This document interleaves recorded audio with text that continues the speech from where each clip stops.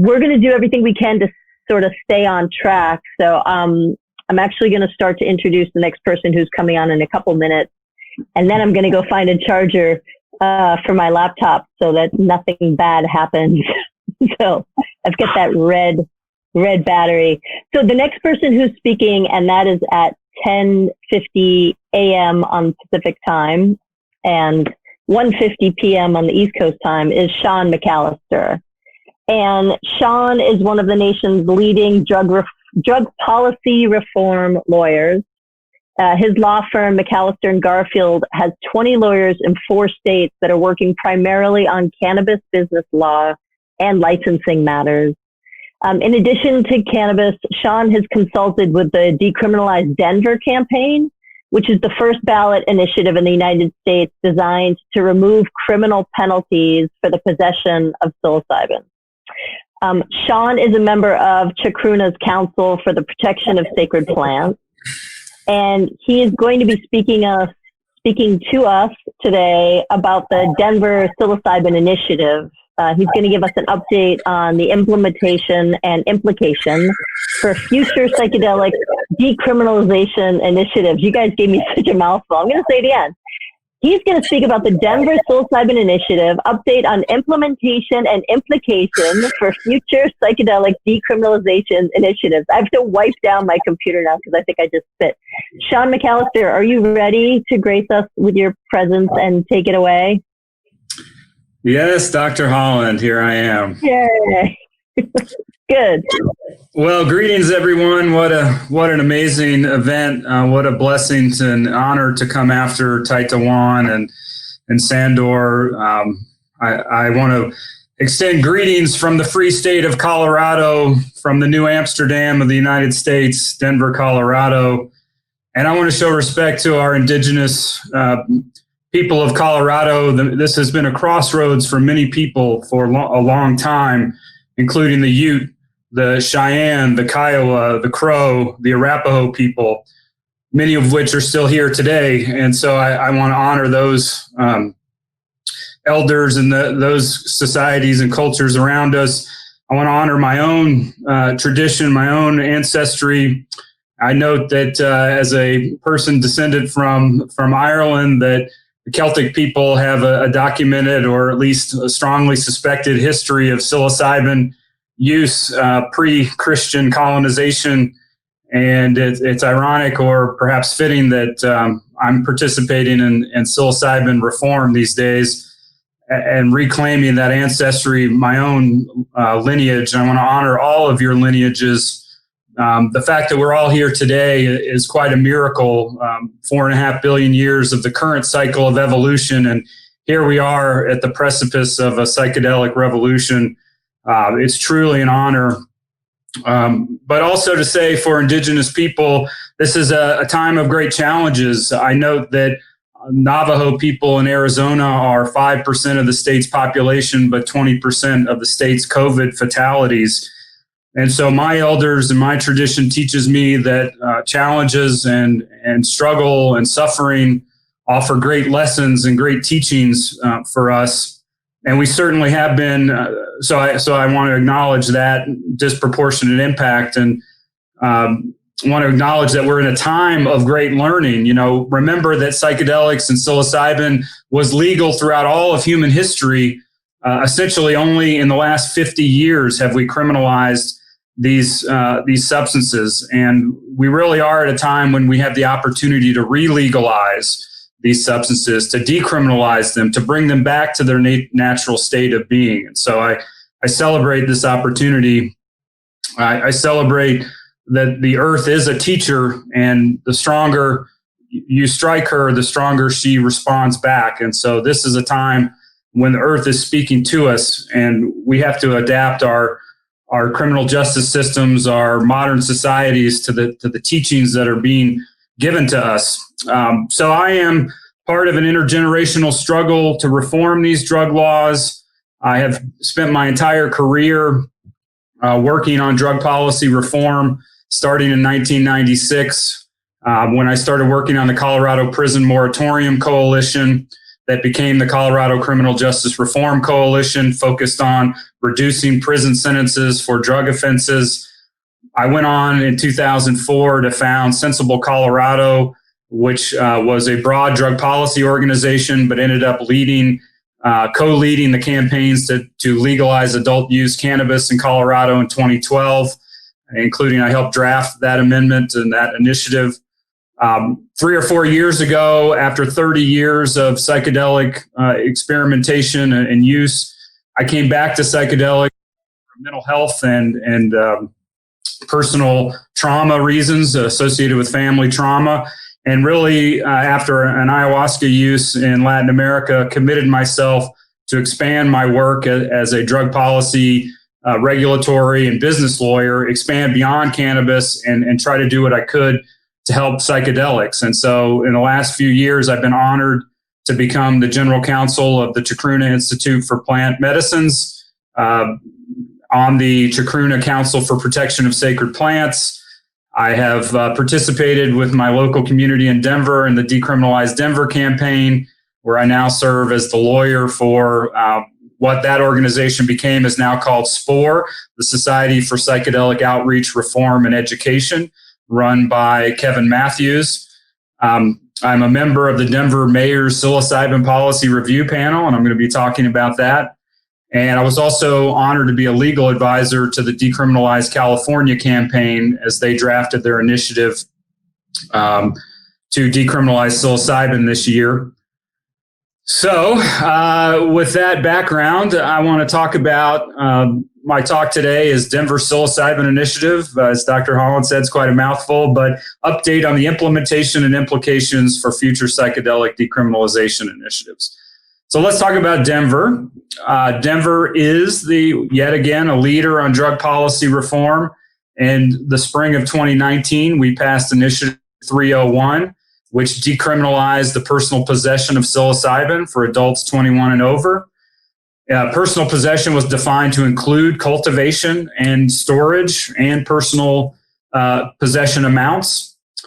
It's really quite an incredible story. A campaign started by Kevin Matthews and Cindy Sovine and Matt Duffy and other activists in Denver stepped forward in 2018, gathered the signatures needed, put it on the ballot, and with bare minimal funding, passed this initiative in May of 2019, becoming the first city in the U.S. to formally decriminalize psilocybin mushrooms. And really, the story around the election night was amazing. Just a quick caveat story here that it was so close that this had never been done before. Lots of people said it would never pass. Other people said it wouldn't have any impact if it did pass. As election night wore on, the initiative was slightly behind up until 11 or midnight that night. And we all went to bed thinking, maybe this isn't going to happen, but wow, 49%, what a great victory, even if we don't win. And we woke up in the morning with some absentee ballots counted and found that out of 150,000 votes, the initiative passed by 2,000 votes. And so the Denver Psilocybin Initiative, like the drug policy reform community, is really an initiative that had a comeback. And this reform movement is a comeback movement. We are restoring logic, restoring wisdom to our laws after 50 years of ignorance and racism and backward thinking. And so it's an amazing story in Denver. And as I said, it really is a decriminalization. That's not full legalization. So decriminalization in Denver and most of these other communities mean that we have said to the powers that be that enforcement of psilocybin laws shall be the lowest law enforcement priority of the city. That's not quite the same as making something legal, but in Denver and in other cities like Oakland, we have prohibited the city from spending any money on enforcing laws around psilocybin. So in effect, it really is decriminalized, and there have been no criminal prosecutions in the city of Denver for possession, cultivation, not even distribution, since the initiative passed over almost a year ago now. And there have been some stories. There was I might be talking about this later, a young man who stepped out and said, oh, great, now psilocybin possession is legal. I'll start distributing it. They can never get me in trouble. That young man had a visit from DEA, federal agents, but actually has not been charged yet. So we don't have any examples of prosecutions in the city of Denver. And it really has been an amazing success that triggered other cities to follow suit, like Oakland. Now the Decriminalized Nature organization is very active across the country, as is the city of Santa Cruz decriminalized. The city of Chicago passed a resolution suggesting decriminalization. It's not technically the law in Chicago, so be careful in Chicago. But this is clearly a movement. This is something that is continuing and now is becoming potentially statewide initiatives.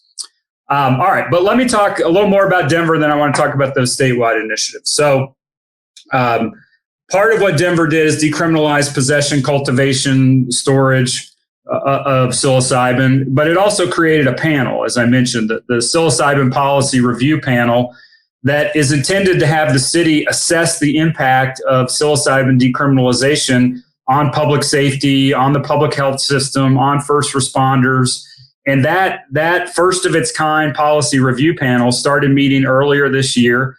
And I was very honored to acquire a seat on that panel. It's got 11 members. It includes the DA of the city, 2 representatives of law enforcement, the head or a representative of the public safety department, the city attorney's office. But we also have reform advocates on this panel, a therapist, a harm reduction expert, Sarah Gale from MAPS and the Zendo Project.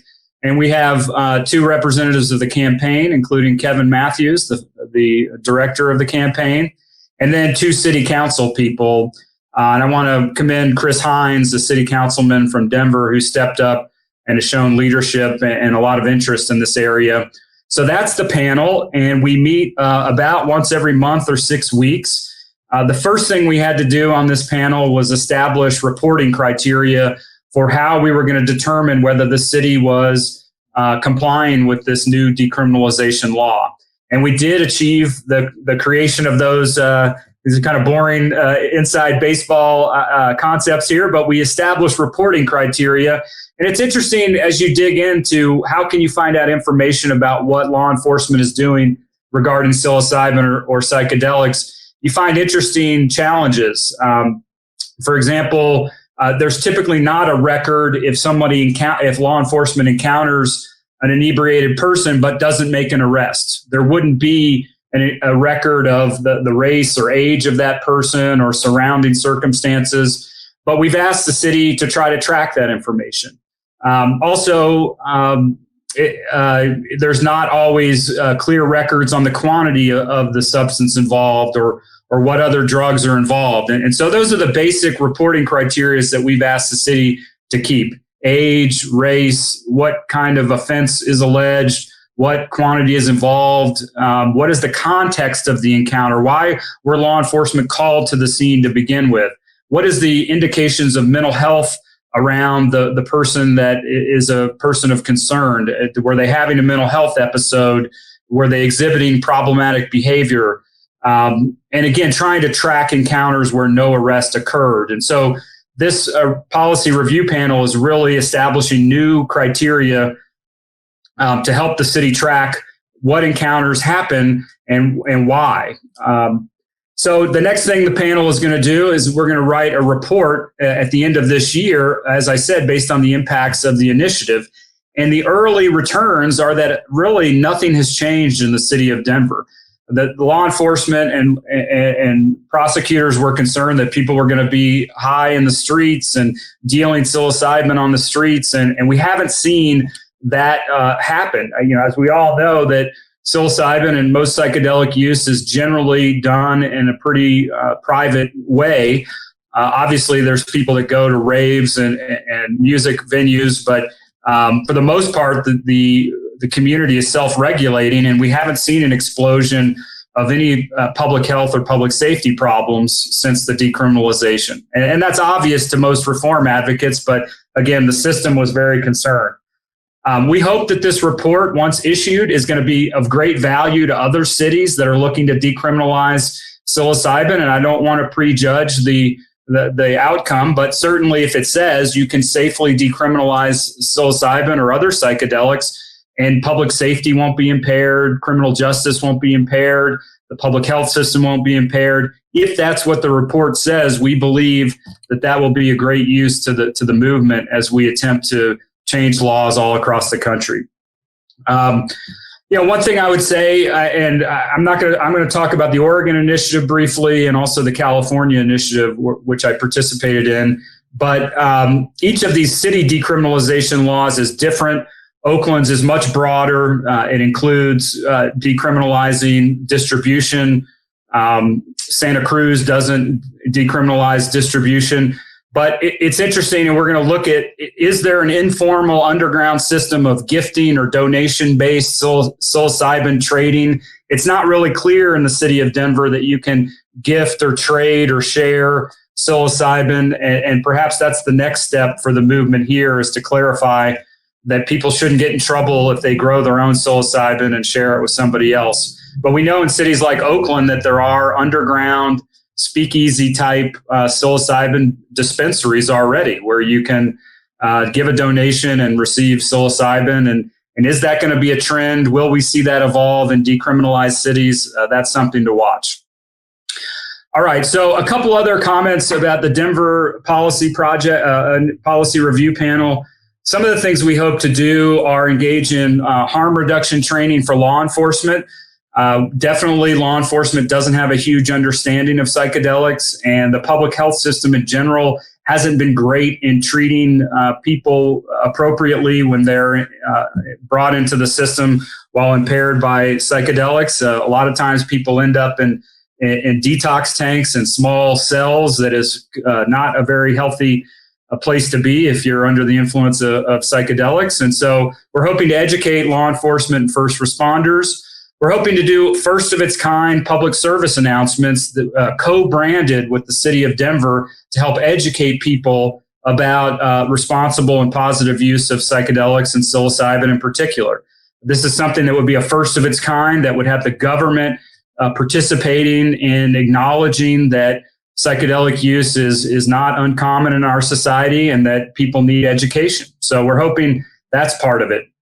Finally, my personal goal, along with other policy review panel members' goal, is we hope to make Denver really a hub for clinical trials around psilocybin and find a way to protect therapists and even potentially make Denver a sanctuary city for psilocybin and psilocybin research. And so this is the kind of thing you can do if you build a public review policy element into your decriminalization initiatives.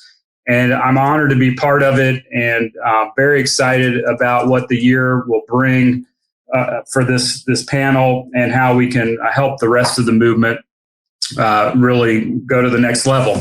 All right, so Oregon. Oregon is the most likely statewide ballot initiative this year. IP34, the Oregon Psilocybin Program Initiative, looks like it has about 90% of the signatures it needs to make the ballot this year. And so this is clearly going to be the first opportunity to legalize psilocybin statewide. The Oregon initiative is not really a decriminalization initiative. It's actually more of a regulation and hybrid therapeutic tax and regulate model. It's not decriminalization because, unfortunately, and the initiative has taken a lot of criticism for this, Oregon does not decriminalize psilocybin cultivation and possession at home. It only is decriminalized in the context of these treatment centers. Now, there is another Oregon initiative that would decriminalize all drugs. That's being run by the Drug Policy Alliance. So we would need both of those initiatives, the Oregon Psilocybin Service Initiative and the Drug Policy Alliance Initiative. If both of those pass, we would have decriminalized psilocybin cultivation, possession, and we would have a system of regulation, production, and acquisition through these service centers. So this could be an enormous year if Oregon is successful on both fronts. All right. So what does the psilocybin initiative, just the tax and regulate initiative, do in Oregon? It would develop standards for psilocybin service to adults 21 years of age and older. All these services would have to take place, as I said, within that psilocybin service initiative. A lot of people are thinking of rushing into Oregon and becoming, pioneers in this industry.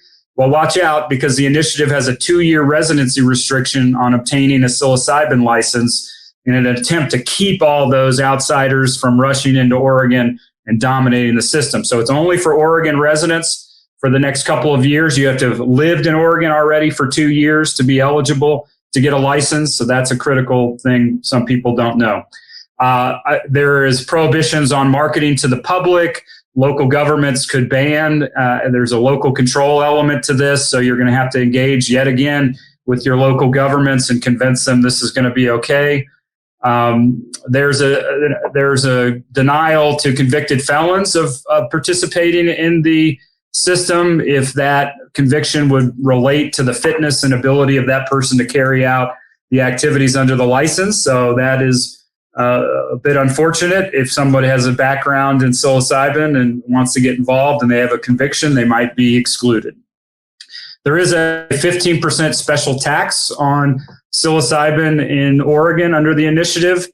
And so again, this is essentially a tax and regulate model that doesn't decriminalize home cultivation or possession unless the Drug Policy Alliance initiative passes. So that is a quick summary of Oregon, but still it is clearly, if it makes the ballot, will be a first of its kind actual statewide vote. And we will see how it goes, but I'm very hopeful it becomes a first of its kind law, and we will have a model and an experiment in the state of Oregon at the end of 2020. There's actually about a year and a half roll-in phase, so it's not going to roll out January 1, 2021, but in the next few years, if Oregon passes this, we will see a first tax and regulated system. All right, California, and looking at my time, I've got about 10 minutes left, right, Julie? So anyways, let's cover California in a minute and then a couple other comments. California is the California Psilocybin Decriminalization Initiative. At least that's what the campaign was called to start. The campaign started by Ryan Munavar, former cannabis entrepreneur who really deserves a lot of credit for taking the initiative and trying to make it happen in California. There's been previous attempts in California that didn't make the ballot. And I guess to get to the punchline first, unfortunately, it looks like California is unlikely to make the ballot this year, in part because of the COVID crisis. You can only gather signatures in person in California, and the initiative was an all-volunteer effort, and it's very unlikely they're going to get the signatures needed. But let's take a look at what the initiative would have done.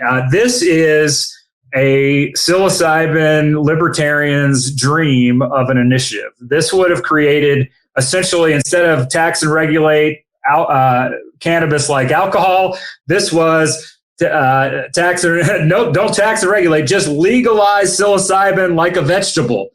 Essentially, what the initiative would have done is treated psilocybin like any other agricultural product. For anyone 18 years of older, it would have legalized personal possession, spiritual use, religious use, dietary and therapeutic and medicinal use, legalized cultivation, manufacturing, processing, everything. I mean, this legalized on-site consumption, social consumption, public events, farmers markets, retail sales, nonprofits, for-profits. I mean, if you had a libertarian dream, the California initiative is it. Because they were not allowed to impose any special taxes under the California law against psilocybin. This would have strictly been a law to treat it like a vegetable. And that means that it would have been regulated by the California Department of Food and Agriculture, who would have regulated all aspects of cultivation, production, and distribution and sales. It would have allowed local control. This is a common issue for many of these initiatives. So local control in California would have allowed locals to not allow it. It also would have protected healthcare providers and stated that those engaged in psychedelic assisted therapy could not lose their therapist license for engaging in psychedelic assisted therapy or psilocybin assisted therapy. Again, California and Oregon are just based on psilocybin legalization in one form or another. So this is quite an expansive law, and I'm not clear yet if Ryan and the campaign are going to come back in 2 or 4 years and try this again. But you can guarantee yourself that in the next few years, there will be more and more of these ballot initiatives. And so that's what I'm going to spend the last couple minutes of my time talking about is basics of ballot initiatives. What are the potential states to come on this topic? What are the limitations around psilocybin statewide initiatives? First, I'd like to note that unlike cannabis, psilocybin is only estimated to be used by about 2 to 5% of the population. So cannabis, we have half of the country admitting to use over a lifetime. Only about 2 to 5%, depending on the survey you look at, have said they've tried magic mushrooms. I think that's many people are missing out here would be my first comment. But you note the much smaller pool of people that actually use psilocybin, and actually only 0.1% of all adults in the U.S. are admitted to be current users of psychedelics of some kind. So when I think about that, I want to caution the movement that with cannabis, we had a large swath of the country that had familiarity with cannabis, that was comfortable with it. And any drug policy reform initiative requires the support of those who do not use, because we are not the majority of the country. We are 15% of Americans use cannabis regularly.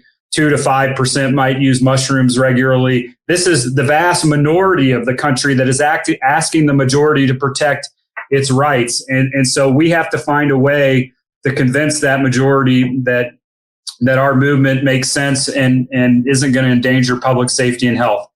So most of the ballot initiatives around the country are in the Western United States. Very few Eastern states actually have citizens initiatives. And frankly, politicians are not leaders on this issue. They're frankly kind of cowards where they want to sit back and wait for societal consensus, and then maybe they'll do something. Just look at cannabis. We've been legal for 20 plus years in California, for 20 years in Colorado, and just now we're starting to get some attention from Congress. But psychedelics have a long way to go to get some kind of federal congressional recognition. In the meantime, I think ballot initiatives are the best way. And you're going to be looking to those same obvious states: Colorado, California, Oregon, Washington, Nevada, Alaska, and Maine. All these states have ballot initiatives, and you don't need politicians to get on the ballot. But you need a good organization. You need to plan, because it takes usually 6 to 9 months or maybe 12 months before an election to start gathering signatures to petition the state to approve your ballot language. It's very difficult, as the California campaign just showed, to do this on volunteer alone. Running a statewide initiative in California could easily, if you were being aggressive, could easily cost $7 to $10 million. In Colorado, the cannabis legalization initiative cost $3 million. So unfortunately, this is not the playground for those who, if we could come together as a movement, do everything volunteer, I'm all for that. But who is going to help us? Who's going to fund these initiatives? Unfortunately, the big groups are not really interested in psychedelics only. MAPS deserves all the credit in the world, but they're primarily focused on MDMA, prescription drug status, and PTSD for cannabis. They're going to be great thought leaders on psychedelics, but they're not going to fund the psychedelic revolution. Drug Policy Alliance believes in decrim of all drugs and doesn't believe in drug exceptionalism and calling out specific drugs. So they're not going to lead our effort. There are not the same social justice issues around psychedelics because of the small amount of users. I'm sure we've seen disproportionate criminal justice enforcement, but we don't have tens or hundreds of thousands of people in prison on psychedelics alone, so that ACLU or NAACP or other social justice organizations are going to lead our movement. We've got to step up and build our own organizations, and that's what Kevin Matthews did in Denver, and that's what Carlos Pelosa and others did in Oakland, and that's what Ryan Moonavar is doing. And so we really have to step up and come together as a movement. So look, that's the challenge we face. There are a ton of issues that really any good ballot initiative should be addressing. In my personal opinion, anything like Oregon that only legalizes a tax and regulate model but doesn't allow for home use and possession, personal possession, that's a failure. Now, I hope Oregon does both those ballot initiatives, but in the future, I hope any initiative would always, at a bare minimum, decriminalize personal possession and cultivation. You know, in Colorado, if you want to criticize the industry around cannabis or psilocybin or whatever it's going to be, at least in Colorado, we can grow cannabis at home. We don't have to participate in the regulated market if we don't want to. And I hope we'll replicate that model for psychedelics, at least the plant medicines, with attention to social justice issues like peyote, like Sandor talked about, and maybe not including peyote in our decriminalization efforts, and with attention to environmental considerations so we don't deplete iboga in Africa and ayahuasca in South America, with attention to harm reduction. All these things have to be part, with protection for psychedelic assisted therapy, with protection for religious use. All of these things have to be part of a model initiative. Now, the good news is, I said earlier, we have these challenges. We don't have quite the community that cannabis does. We have a lot of ignorance amongst the mass population. But strikingly, people say to me, wow, Denver, really, that's amazing what they did, or Oakland. But frankly, I think America is tired of the drug war. I've laughed and said, I think if you put decriminalized cocaine in front of the voters of Denver, they'd say yes, because people are tired of a failed model that just incarcerates our community. As Ethan Nadelman says, when those who hate drugs are for this, and those who love drugs are for this, and those who don't care about drugs are for this, that's when we have a movement. That's when we have the majority. And that's where we are on psilocybin, at least. We know it's a soft drug. We know that we will see Amsterdam style and a unique American style decriminalization and legalization of cannabis and psilocybin first, because those are the things that people are willing to accept at this point. And I believe that. And that's proven out by a statewide poll we just did here in Colorado. And I want to end on this and say that there's great hope. Again, I just said, not just the citizens of Denver, but the whole state of Colorado. We just conducted a poll in March of 2020 because we were thinking about doing a statewide initiative this year in Colorado. But again, Corona has really deflated our hopes to get on the ballot this year. But just listen to these results. We had 54% of respondents say that psilocybin could be decriminalized in a recent poll in Colorado. Only 37% said no. We actually asked about a broader set, calling them natural remedies, natural medicines, and again got that same 54% support. And the specific question: would you favor or oppose decriminalization of psychedelics for people with qualifying ailments? Again, we got 52% of people saying, yes, I would decriminalize those things for depression, anxiety, and terminal illness. And only 39% opposed, only 26% fervently opposed. So a very small 26% of people are adamantly opposed. This shows that we have the opportunity in the next few years, and we have a majority that will vote for these things.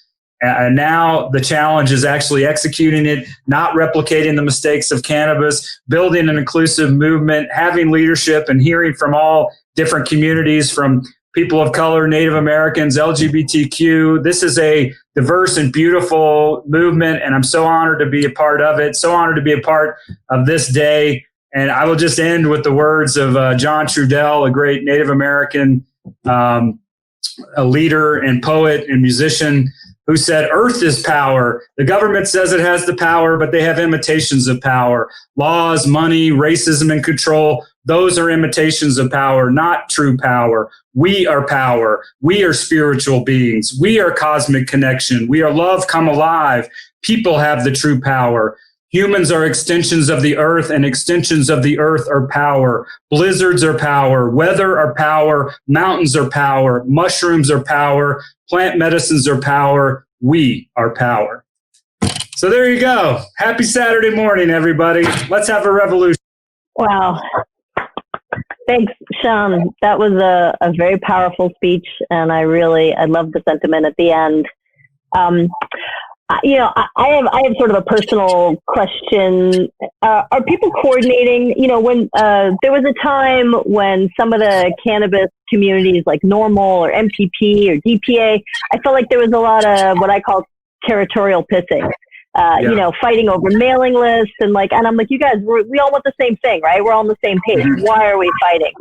Please tell me that's not going on with Decriminalized Nature and Oakland and Oregon and DC and Denver and Chicago. Please tell me that there is a spirit of we all want the same thing and we're all going to work together.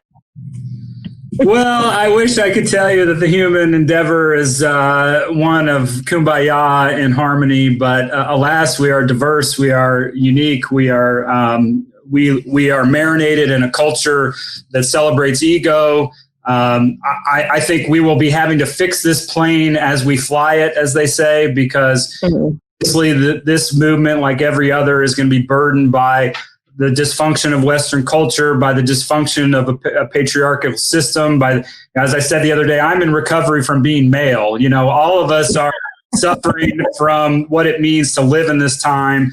And so, no, there is not absolute unity. As I said, the Decriminalized Nature folks have said that all entheogens should be decriminalized, including peyote. And they've gone back and forth on that. The Native American community has called for peyote to be excluded from decriminalization initiatives. There's not consensus around that yet. There needs to be dialogue and more connection. The Oregon campaign has been rather insular. I respect them. Maybe they don't need us, but they did this on their own. I don't think they're here this weekend. We invited them. The California campaign will be here. Denver will be here. So we have a bit of distrust and internal tension in this movement. But I, have come to accept as I get older that we can't expect everybody to get on the same page. In cannabis, for a long time, there was one industry association, then a second popped up. Now there's hundreds. Everybody has a different agenda. Growers, distributors, dispensaries. And we have to accept the fact that people are going to have different agendas. But as a movement, we should not support some of these campaigns that aren't attentive to these issues like social justice, like environmental concerns. I think it would be a disservice to bring forward campaigns that don't reflect the values of this broader community. And so we have to hold each other accountable. Yeah. Hold on. I just want to see if there's any questions I can pull up here. But, and while I'm looking, can you tell a little bit more about Chicago? I feel like you kind of breezed over that a bit. How is what's happening in Chicago different from what's happening in Oregon or Oakland or Santa Cruz? I was pretty surprised about Chicago, right? I mean, Oakland, Santa Cruz, that's like low hanging fruit, right? But what happened in Chicago and how is it different?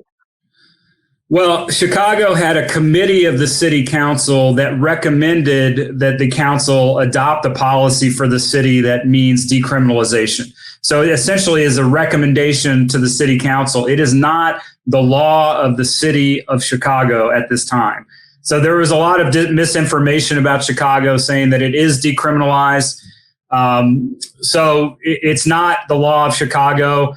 I also think that we should be a little bit humble here and realize that DNO talks, the Decriminalized Nature folks talk about 100 cities across America on the verge of decriminalizing psychedelics.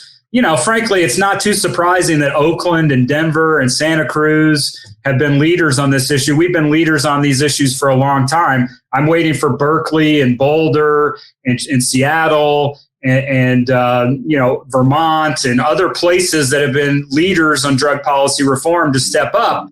But, I think we will have a severe challenge. Oakland and Santa Cruz did this through their city council. I think a lot of places are going to not be so fortunate. You're going to have to go through the ballot process like we did in Denver. And so I hope that we have 100 cities do this, but it's probably going to be a little slower than we want.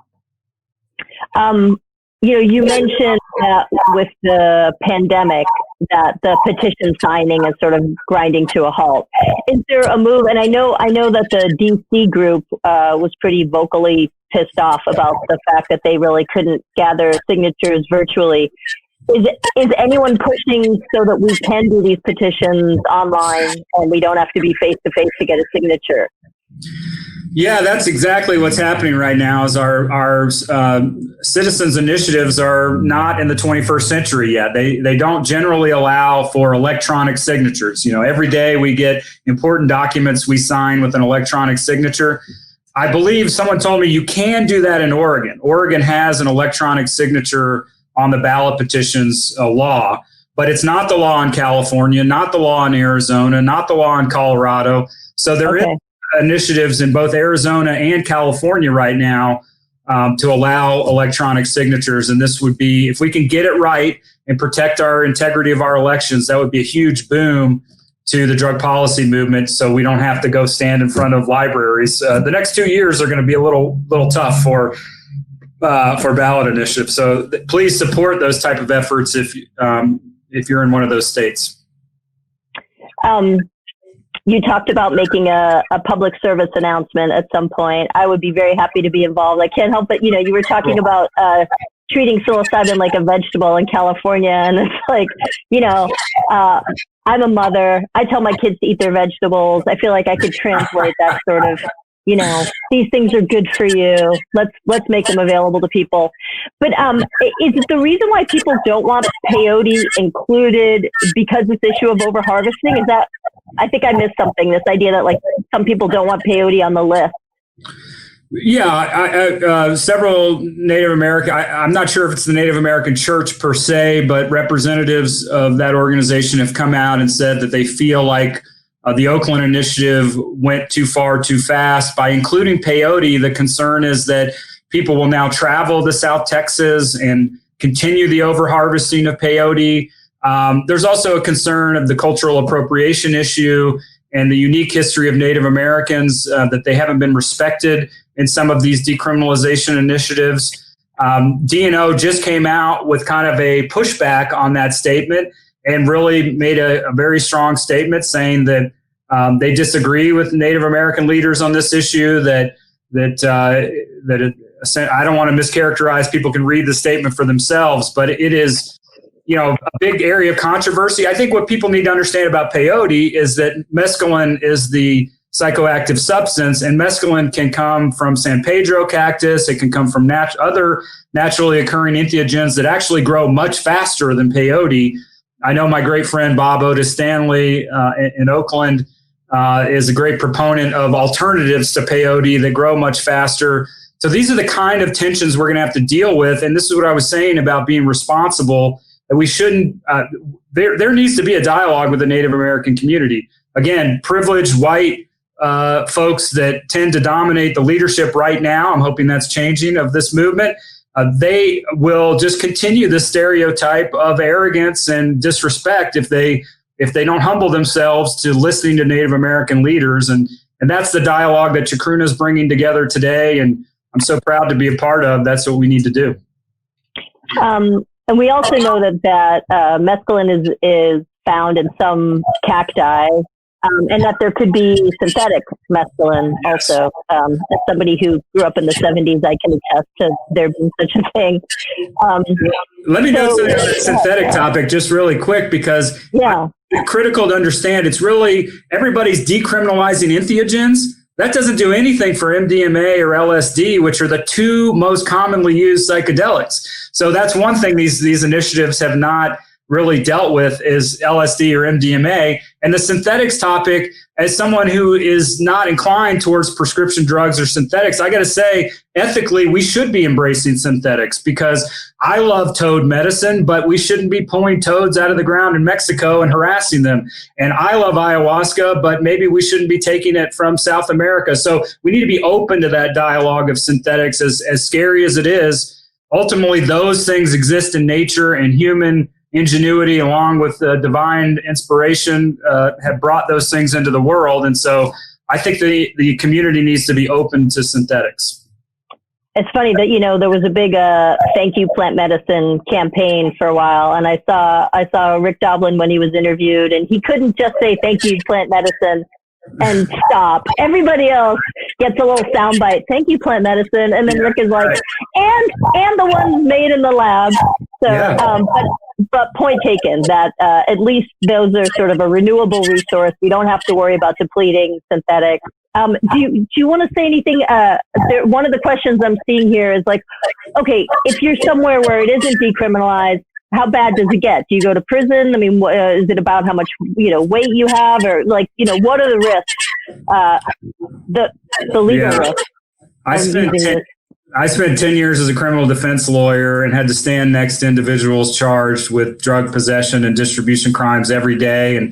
And now I've become a regulatory and business lawyer and policy lawyer around psychedelics and cannabis, but it's bad. I mean, this is the ultimate institutional lie that all psychedelics are essentially, well, other than ketamine, all the classic psychedelics are Schedule I drugs. That means they have no medicinal value and have a high potential for abuse or addiction. I mean, the biggest institutional lie. And in that category, you could get 10 to 20 years on a first offense for distribution. So that's why people need to proceed very cautiously. And when I mentioned that Denver didn't decriminalize distribution, didn't even clearly decriminalize sharing, and Santa Cruz didn't decriminalize distribution. And I mentioned Oakland, they're doing some of these things because they did decriminalize distribution in Oakland. We should be very careful around anything around distribution. That's where these laws could kick in. And it's a very, like what they're doing in DC with cannabis. You buy a pipe and you get free cannabis. That's probably what they're doing in Oakland. You buy this T-shirt and I'll give you some free mushrooms. I'm not selling you the mushrooms. You come to my sound meditation and pay $50 and I'll give you some psychedelics for free. These kind of activities, these are on the edge. And I would worry if I was somebody, I mean, this is a sick plug for lawyers, but talk to a lawyer, try to minimize your risk, because anything around distribution is risky. And that's ridiculous, right? I mean, that's why I said we have got to go to the next step in Denver and decriminalize sharing and distribution. And these other initiatives need to take that into account. And all of these are ultimately a platform for the broader discussion about regulation, distribution, cultivation. It is a social justice issue to say old people who want to use psychedelics, or people that don't have the capacity to grow psychedelics in their home. I've got children in my home. My family's not comfortable given the risks of growing at home. How do I get psychedelics? So there is a social justice issue to commercialization, but it's very risky and we have to handle it carefully. Bia has posted in the chat side of things that you wrote a column recently for Chacruna about decriminalizing psychedelics that I encourage people to click on and read. There was also another comment from Mike Margolis saying, you mentioned Schedule I drugs, and his comment is pretty much everything in Schedule I does have some medicinal value. Yes, right. I mean, huge hypocrisy in what our government is telling us is good for us or bad for us, and we can only look to the past few press briefings to see that we're perhaps getting some misinformation about what's good for us or bad for us from the government. So who could say? It has been really interesting seeing the interaction of public health policy with psychedelics, and now with sort of epidemiology. There's a lot happening when you look at our government and how they're protecting or putting us at risk, sort of medically. I really appreciate everything you had to say and all the work you're doing, and I would just encourage all the factions who are trying to make this happen to just please cooperate as much as humanly possible and put aside some of your ego bullshit so that we can get things done. Present company excluded. No ego bullshit with you, Sean. So I think we just have a couple more minutes. I'm just gonna quickly look and see if there's any other very sort of pressing questions. But otherwise, I think that we're probably going to wrap up. And I believe there's a little bit of a break happening, if I'm not mistaken. So there's a break from my time, it's 11:40 to 12:10. And then we're coming on with Monica Williams. and I'm excited about her, but I will intro her a little bit later. Sean, any famous last words? Anything else? Do you want to talk about maybe the difference between microdosing and macrodosing in terms of like whether the decriminalized platforms address this dosing issue at all? Yeah, I didn't spend much time on that. By the way, my advice is macrodose, not microdose. But no, look, the initiatives don't deal with this. None of the decriminalization initiatives yet have set a quantity possession limit. It doesn't say in Denver what personal possession limit is, or in Oakland or in Santa Cruz. And the DAs and law enforcement here have said, well, how do we know? What is a personal possession? They're hoping to get us to say a couple grams, maybe 4 to 6 grams, the heroic dose of Terrence McKenna. But we deliberately didn't set a limit on possession, because it is true that if you cultivate mushrooms, you could get several ounces or even pounds of mushrooms from one bloom. For one bloom. And the initial law enforcement is classic for coming in right when you're harvesting. Everything's wet. It weighs 10 times what it's going to weigh when you dry it, and all of a sudden you're guilty of some felony that's going to send you to prison until the next epoch. But so we didn't set a limit, and I think that's smart. And I think what ultimately we've told law enforcement in Denver is that you should be looking for other indicia of distribution for money. If somebody has a ledger or a scale, but that's why we have to deal with this distribution sharing issue also. But that's what Denver seems to be doing right now. Case by case, they will look at somebody and say, does it look like they're using the law as a ruse to just sell a bunch of psilocybin and make money? And if so, they could be outside of the protections of these laws.